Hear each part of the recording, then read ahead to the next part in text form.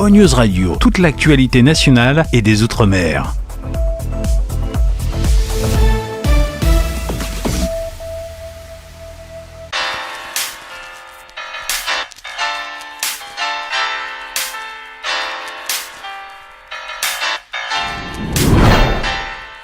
RL Location Automobile. Pour toutes vos locations de voitures et utilitaires en Guadeloupe, faites appel à RL Location Automobile. Avec RL Location Automobile, réservez en toute tranquillité 7 jours sur 7, 24 heures sur 24. RL Location vous propose une large gamme de voitures et d'utilitaires au meilleur prix sur le site internet www.rl-location.com.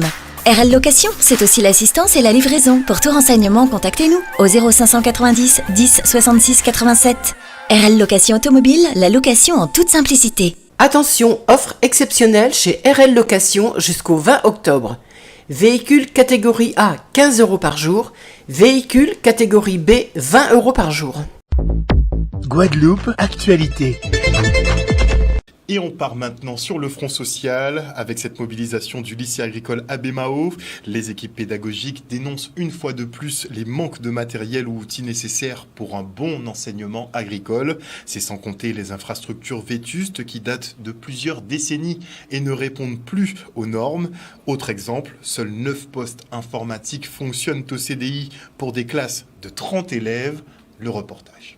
En fonction de ces résultats, et au calcul donc après le quotient électoral et la plus forte moyenne, sont proclamés sénateurs Monsieur Théophile Dominique, premier sur la liste Guadeloupe solidaire, Monsieur Victorin Lurel, premier sur la liste Ensemble nous toutes, Madame Nadille Solange, deuxième sur la liste Guadeloupe solidaire.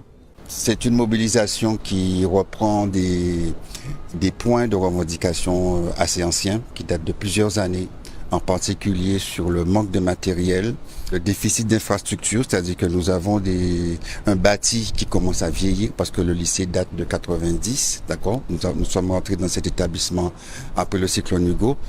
Et depuis cette période, nous n'avons pas eu de mise aux normes des bâtiments et des salles qui sont dans cet établissement. Et maintenant, il faut vraiment mettre le paquet pour que nos élèves et surtout les enseignants, les formateurs puissent travailler dans de bonnes conditions avec un matériel correct. On sait qu'il y a beaucoup d'agriculteurs qui vont partir en retraite et il faut effectivement reformer des générations d'agriculteurs et d'agro-transformateurs, et il est plus que urgent d'avoir tout le matériel nécessaire et les moyens nécessaires pour continuer à exercer notre métier. Je vous donne un exemple, il y a 9 postes informatiques qui fonctionnent au niveau du CDI, du centre de documentation. Donc quand vous avez une classe de 33, comme nous avons cette année en BTS 1, il est impossible de faire travailler les élèves, surtout sur les techniques de communication. Tous les services du lycée, tous les services de l'EPL sont mobilisés. Il y a le personnel de la cuisine, le personnel d'entretien, les enseignants, etc. Et nous sommes tous là en attendant des réponses des instances qui ont en charge cet établissement.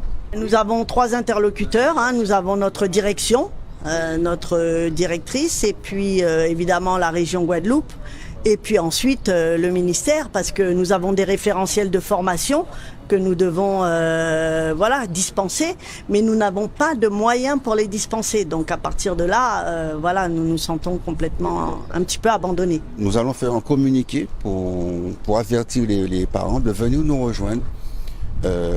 Et avec leur appui, on va espérer faire avancer rapidement la situation. D'agriculture, le président de région Harry Chalus était en visite ce matin à la direction régionale du CIRAD à Neufchâteau-Capesterre-Belle-Eau. Cet organisme de recherche agronomique et de coopération internationale travaille au développement de cultures durables dans les régions tropicales. Et ici en Guadeloupe, les scientifiques effectuent des recherches sur la banane, la canne, les tubercules comme l'igname ou encore les agrumes. L'objectif, rendre ces espèces plus résistantes aux maladies et aux intempéries tout en réduisant l'utilisation d'intrants chimiques. Le reportage. Nous faisons effectivement une visite ici au niveau du CIRAD pour voir un peu comment évoluent un peu les recherches sur tout ce que nous avons comme légumes ici, comme agrumes. Vous avez vu la banane, la canne, les agrumes que nous avons commencé.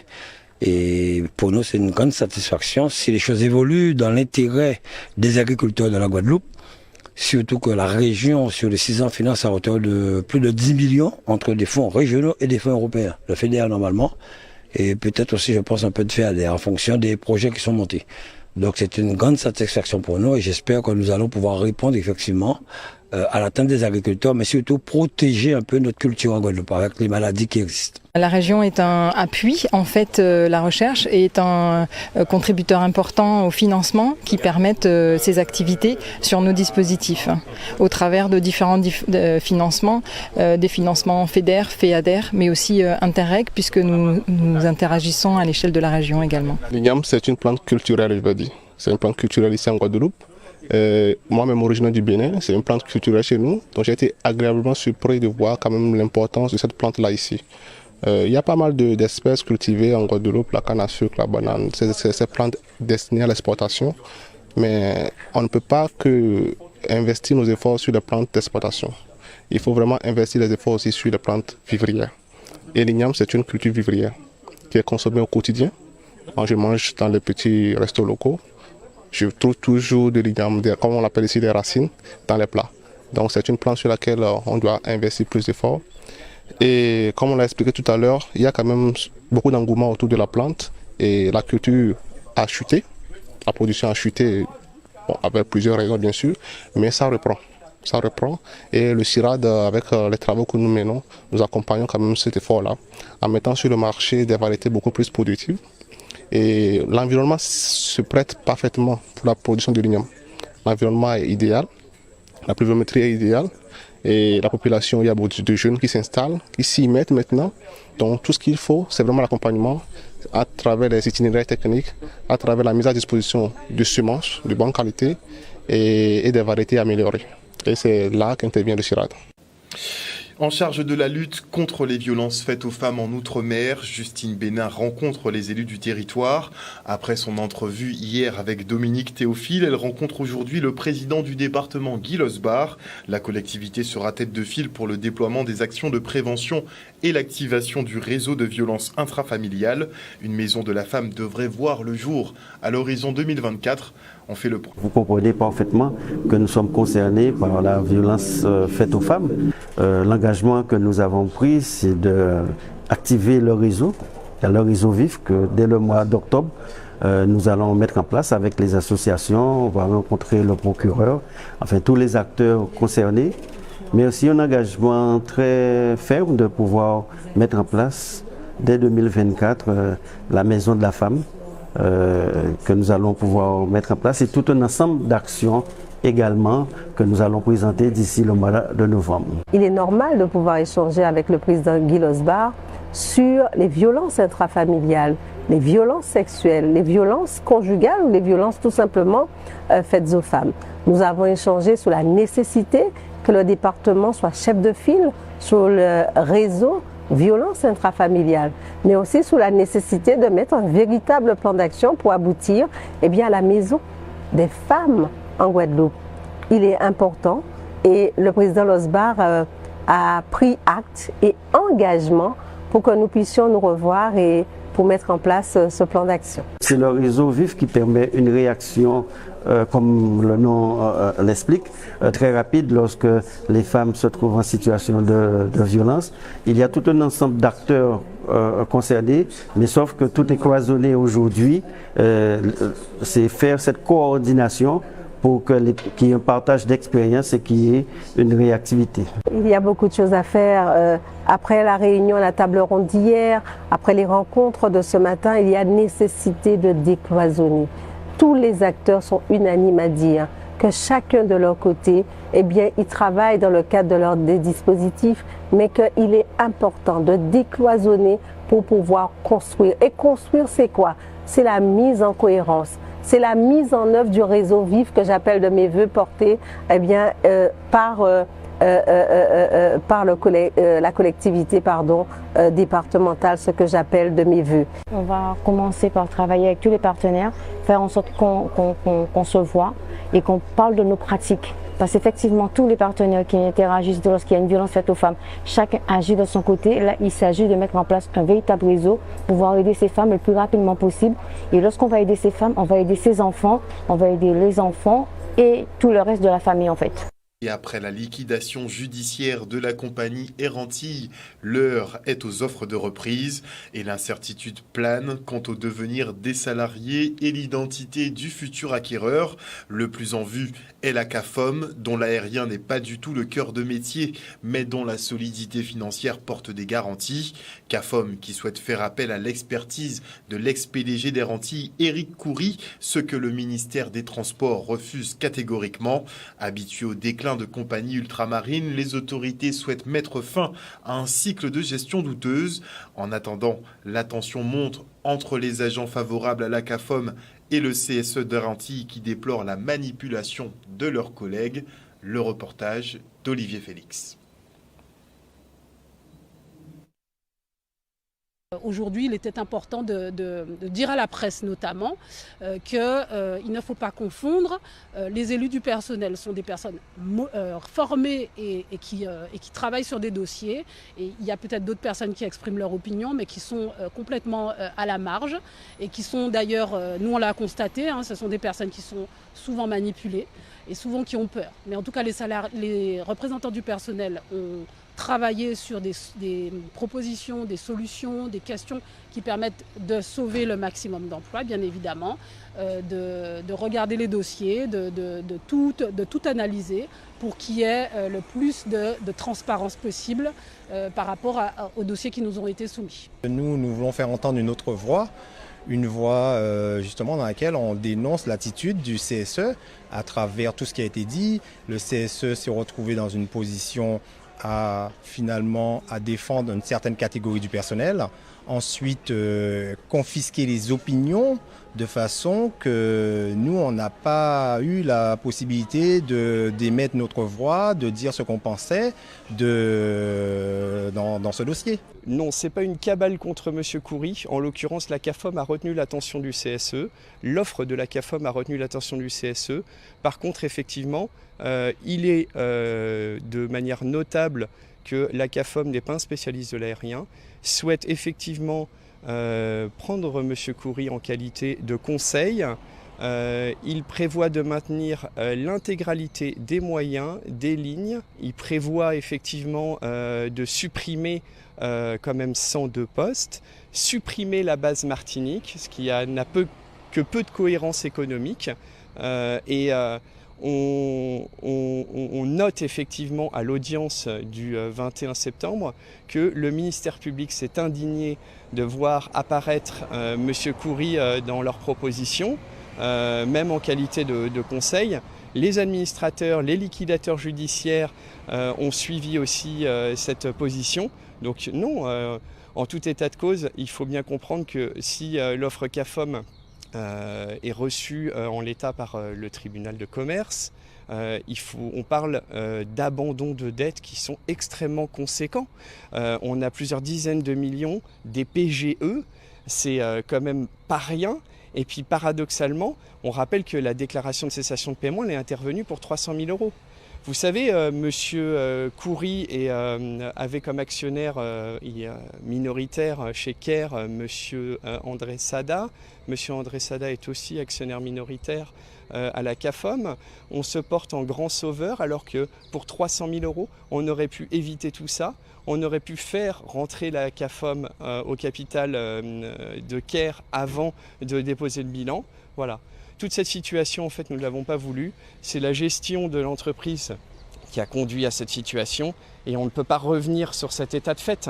Les salariés, dans leur vaste majorité, sont mécontents et le spectre de voir ce système perdurer, revenir, se remettre en place, c'est quelque chose qui est inacceptable.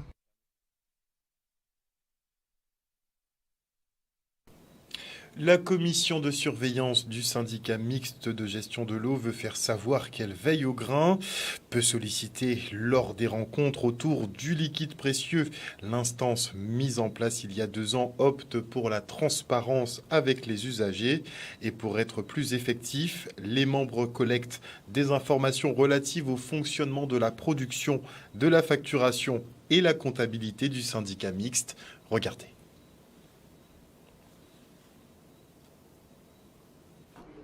Pendant 2 ans, nous continuons à travailler, mais nous sentons prêts aujourd'hui à faire savoir ce que nous faisons, parce que quand on écoute ceux qui pourraient nous parler de la commission de surveillance, ne parlent jamais de nous, même au niveau de la préfecture.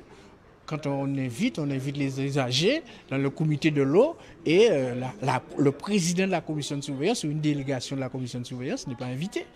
Donc c'est pour vous dire que nous avons à nous faire connaître et à répondre, s'il faut répondre, à la réalité que nous vivons. Et je rappelle que cette commission de surveillance n'existe nulle part sur le territoire national français. Nulle part. Donc nous avons à chercher à rester authentique dans ce que nous faisons, en tenant compte de la manière dont notre population, notre peuple exprime ses besoins et sa colère. Nous sommes là pour les entendre et à l'intérieur du système, donc la filière de eau, les représenter comme il faut. Nous pensons que depuis 2 ans que nous travaillons, nous essayons d'avoir des informations, puisque nous sommes une commission de surveillance. Donc nous avons besoin d'informations concernant le fonctionnement, que ce soit le fonctionnement des usines d'eau, des usines de traitement, des facturations, des investissements. Donc il y a un plan pluriannuel, mais pour l'instant, pour nous, c'est très flou. Ce que nous souhaitons, c'est que ce soit comme une entreprise privée, avoir un plan d'entreprise qui puisse fonctionner et avoir des étapes chaque année de manière à faire le point sur ce plan d'entreprise. C'est difficile de ne pas dire ce qui existe, c'est une réalité. On ne va pas déjà mentir à la population à travers vous. Nous existons, oui. Mais la situation est difficile. Tout le monde est conscient, est informé de dire oui, c'est une situation extrêmement difficile, mais ce n'est pas une raison pour ne pas en parler et justement faire en sorte qu'à partir de ce que nous disons, c'est de dire qu'est-ce que nous faisons avec cette situation-là. Et c'est pourquoi, même si ça n'existe pas dans le texte, de dire que nous avons un devoir de contribuer à l'élaboration d'une nouvelle politique de l'eau et de l'assainissement et aussi de dire que nous devons nous concerter, syndicats et commissions de surveillance, et coopérer pour obtenir ce résultat que tout le monde attend. Nous nous mettons en place, puisqu'il faut que nous nous battions pour avoir les informations, mais ce que nous souhaitons, c'est que dans les 4 ans qui nous restent dans notre mandat, que nous puissions arriver à quelque chose qui puisse fonctionner de manière à ce que tout le monde soit content, que ce soit les usagers, c'est-à-dire les personnes physiques, mais également les entreprises, que ce soit les commerçants, les industriels et également l'ensemble de l'hôtellerie de la Guadeloupe.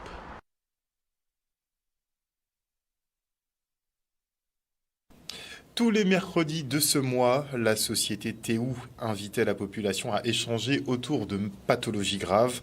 Et aujourd'hui, il était question de l'accident vasculaire cérébral qui touche 2 à 3 personnes par jour ici en Guadeloupe. Un véritable problème de santé publique pour ces spécialistes de la téléassistance qui mettent en avant le besoin de sécuriser ses proches vulnérables. Regardez. Par les rencontres, par les interactions avec la population, les interlocuteurs professionnels également, eu ces retours du manque de transmission des fois de certaines informations pertinentes sur des thématiques de santé criantes, comme aujourd'hui l'AVC. Donc c'est ce qui a fait naître cet événement, réunion débat, qu'on a intitulé donc Mercredi Santé. Moi, je remercie l'organisateur Théou de parler de l'AVC. C'est un problème de santé publique qu'il faut prendre à cœur parce que c'est quand même assez grave et qu'on peut prévenir. C'est pas une fatalité. Ce que je disais tout à l'heure, c'est pas une hérédité. Sinon, on parlerait pas de prévention. On peut prévenir la venue des AVC en ayant la connaissance des facteurs de risque. On s'appuie sur des professionnels dans un cadre qui est intéressant également pour permettre d'avoir des informations, mais surtout échanger Les personnes présentes peuvent poser des questions aux professionnels présents, bien entendu, et témoigner aussi de leur expérience ou des difficultés qu'elles rencontrent. Dr Massina a donné des pistes que je pourrais mettre en pratique par rapport à la double pathologie de mon père, et que même les personnes qui sont là par rapport à l'AVC, on peut apprendre d'autres choses, parce qu'on a souvent des signes qu'on doit faire, et là elle nous a appris des choses qui sont plus faciles, comme le droit ou faire gonfler la joue. Des petits exercices qui sont beaucoup plus pratiques, je dirais. Il y a beaucoup de messages publicitaires pour vous dire comment faire, bien bouger, bien manger. Il faut que j'en ai conscience, que si je le fais, c'est pas pour le faire, c'est que ça va me permettre à moi de préserver ma santé, de travailler la cognition, de travailler la mémoire, de travailler son corps, de faire des activités physiques adaptées. Il existe beaucoup de choses, mais elles sont accessibles si on décide de les rendre accessibles. Nous mettons en place des solutions pour sécuriser les personnes, tout simplement dans les situations complexes de tous les jours, les situations de chute, d'isolement et d'angoisse qui peuvent être liées des fois au simple fait d'être seul à la maison. Un médaillon, porter un poignet ou un bracelet. Dès qu'on l'a avec soi, on peut partir en week-end à Marie-Galante. Et on sait qu'on a un opérateur qui est avec soi et qui se charge de prévenir les personnes qui ont été désignées, donc les proches ou les secours, quand c'est nécessaire. C'est très bien, c'est pour ça que j'ai fait appel à Théo pour une de mes amies. Elle, ça la rassure, et je pense qu'en tant qu'aidant aussi, parce que souvent on est des jeunes aidants, on travaille, ou encore on n'est pas sur place, on est à l'étranger ou en France. Là, on est sécure par rapport à nos parents. L'Agence des 50 pas géométriques et le Conservatoire du littoral organisent un séminaire sur le pouvoir de police dans ces zones en bord de mer. Leur ennemi public numéro 1, les occupations sans titre qui sont monnaie courante sur l'archipel. Un état de fait connu des municipalités qui entendent certes déplacer les populations, mais encore faut-il savoir où et comment. Des problématiques débattues ce jour au tribunal de grande instance de Pointe-à-Pitre, où l'on se rend tout de suite. L'Agence des 50 pas existe depuis 1996. Le conservatoire en Guadeloupe, ce n'est que depuis 2002. Mais on travaille sur des terrains qui sont voisins, et on est également voisins de palier pour l'anecdote. Mais l'idée, c'est vraiment ça. C'est d'harmoniser nos pratiques et de tendre vers une cogestion de certaines problématiques qu'on rencontre sur le littoral, notamment pour le traitement des occupations sans titre sur nos domaines respectifs. Et donc, depuis 2023, on a mis en place un partenariat qui nous invite à travailler ensemble sur le terrain dans le cadre de mesures de police, mais également en bureau pour le traitement des dossiers et le partage d'informations. Toute la zone du bout de Pointe-Noire, je dirais, est sensibilisée par cette problématique. Et en ma qualité de chef d'édilité, lorsque j'ai eu l'information, je dis bien que c'est vrai que la zone des 50 pas géométriques, c'est une zone qui appartient à l'État, et que les gens qui l'occupent de façon illégale depuis un certain nombre d'années, et qu'à Pointe-Noire, je ne peux pas demander à la population d'évacuer cette zone si on ne peut pas leur dire qu'on a un terrain, on a des endroits où on pourra les déplacer et les installer. D'autant plus que ce sont des gens qui ont leur construction qui sont là depuis très longtemps, et que par conséquent, il y a une certaine valeur de la construction, et en aucun cas on ne peut dire aux gens que... Alors, j'ai bien entendu que les explications qui m'ont été données, puisque c'est une idée qui n'est pas encore tout à fait à mettre en pratique. Mais quoi qu'il en soit, moi je préfère prendre les devants. La toute première problématique qui est rencontrée en Guadeloupe sur 50 pas géométriques, c'est justement la construction ou l'atteinte à l'intégrité du domaine public. Parce que les 50 pas géométriques relèvent du domaine public, et il y a des personnes qui s'installent sur ce domaine public sans titre. Et donc là, le législateur a donné à l'agence la possibilité justement de lutter contre ces atteintes à l'intégrité du domaine public. Donc de lutter effectivement contre les constructions sans titre, contre les interventions et les empiètements sans titre sur le domaine public. Un reportage d'Olivier Félix. Et on enchaîne avec cette journée d'information sur la mise en place du réseau de référence en élevage, avec un objectif simple, permettre aux agriculteurs de Guadeloupe de dégager plus de revenus. Regardez. C'était le but de la journée d'information qu'on a organisée ce jeudi. Et on a invité pour cela un maximum d'éleveurs. Alors il y a un focus particulier sur les éleveurs de volailles, mais de façon à ce qu'ils puissent comprendre et connaître quel était l'intérêt d'adhérer au réseau de référence. Puisque c'est un réseau, quand on y adhère, qui demande à la fois, qui a des contraintes, qui a des avantages, mais qui a aussi des contraintes. Et c'était pour que tout le monde ait le même niveau d'information pour savoir à quoi il s'engageait. Le réseau de fermes de référence en élevage dans les DOM consiste à récolter des données techniques et économiques pour permettre de mieux comprendre les élevages actuels dans les territoires et essayer de faire un conseil à la fois technique, donc sur le type de densité appliquée, sur le type d'indice de consommation.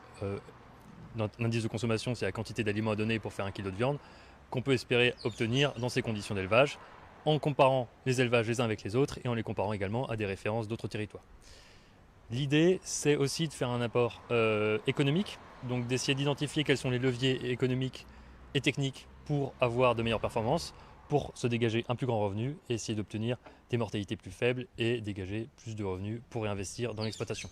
C'est un réseau dont on avait déjà entendu parler, on avait une mauvaise information de comment y accéder ou comment il fonctionnait.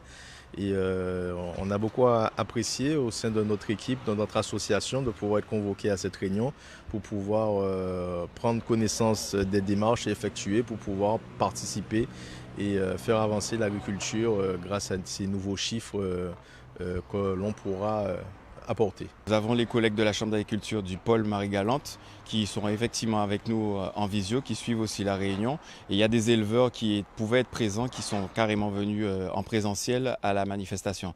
Donc Marie-Galante fait partie aussi des territoires comme tous les autres, mais Marie-Galante a un certain nombre d'éleveurs ou de producteurs en volaille, que ce soit en pondeuse ou en volaille de chair, qui potentiellement peuvent être intéressés par ce réseau de référence. Ça sera forcément une contrainte, mais comme ils l'ont eux-mêmes dit, ils ont parlé de rémunération. Quand il y a un travail rémunéré, on ne peut que retirer ce mot contrainte et dire que ça va être maintenant bénéfique à l'exploitation de pouvoir contribuer à ces chiffres. Donc le montant annoncé, malgré qu'il était faible, il y a quand même eu une annonce de possibilité de négociation sur ce montant. Donc je pense qu'ils ont abordé les choses de manière assez positive et avec des propositions assez concrètes pour pouvoir aussi donner l'envie aux agriculteurs de pouvoir adhérer à tout ça. Excellent week-end avec On News Radio.